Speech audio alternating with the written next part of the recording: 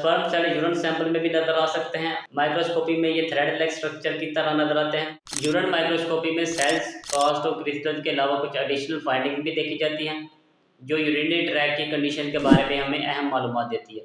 ये additional finding कौन कौन सी होती हैं, आइए जानते हैं। सबसे पहले है जी बैक्टीरिया। अगर यूरिन में बैक्टीरिया नजर आए तो इसका मतलब है कि पेशेंट को यूटीआई है, यानी कि यूरिनरी ट्रैक इन्फेक्शन है। और अगर बैक्टीरिया के साथ वाइट ब्लड सेल्स भी नजर आए तो इन्फेक्शन के चांसेस बढ़ सकते हैं। तो इन्फेक्शन को कंफर्म करने के लिए आगे further urine culture and sensitivity test करवाया जाता है। फिर उसके बाद है yeast cell. Yeast cell specially Candida urine sample में भी नजर आ सकते हैं। कैंडिडा जो है वो एक खास किस्म का फंगस होता है जो मोस्टली हमारे यूरिनरी ट्रैक में पाया जाता है।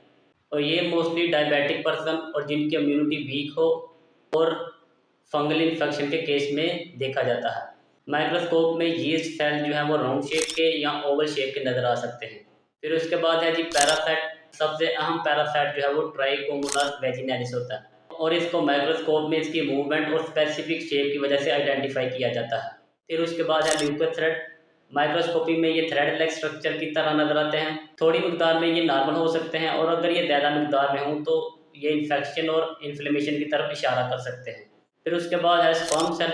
स्पर्म सेल यूरिन सैंपल में भी नजर आ सकते हैं, स्पेशली एजैकुलेशन के बाद। नॉर्मली इनकी क्लिनिकल इंपॉर्टेंस कम होती है, लेकिन माइक्रोस्कोप के नीचे ये आसानी से नजर आ सकते हैं।